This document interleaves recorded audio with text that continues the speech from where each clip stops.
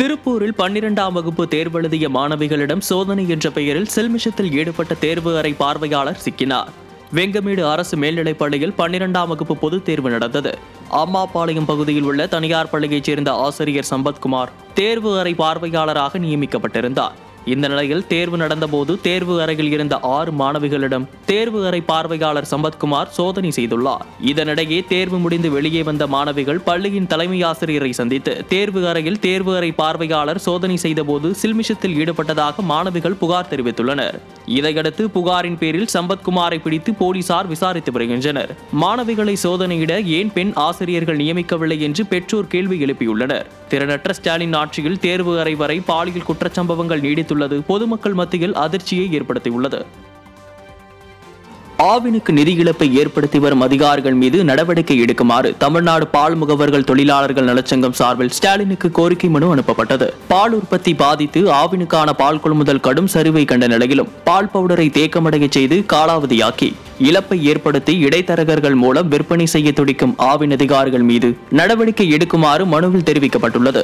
முறைகேட்டில் ஈடுபட்டு வரும் ஆவினின் மாவட்ட ஒன்றிய பொது மேலாளர்கள், விற்பனை பிரிவு அதிகாரிகள் மீது மட்டுமின்றி பால் கூட்டுறவுகளின் தணிக்கை இயக்கத்தில் இதுவரை கடும் குறைகள் என சுட்டிக்காட்டப்பட்ட அதிகாரிகள் மீதும் கூட்டுறவு சங்கங்களின் விதிகளின்படி நடவடிக்கை எடுத்து ஆவினுக்கு அவர்கள் ஏற்படுத்திய இழப்பு தொகையை திருப்பி வசூலிக்கவும் மற்றும் குற்றவியல் நடவடிக்கை எடுக்க உத்தரவிட வேண்டும் என மனுவில் தெரிவிக்கப்பட்டுள்ளது.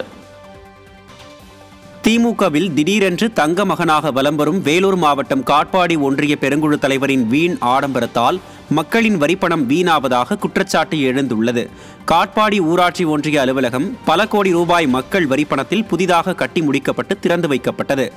மக்களின் பிரச்சனைகளை விவாதிப்பதற்காக அமைக்கப்பட்ட ஒரு அரங்கம் ஏதோ 12 நட்சத்திர ஹோட்டல் போல ஆடம்பர மாளிகையாக கட்டப்பட்டுள்ளது.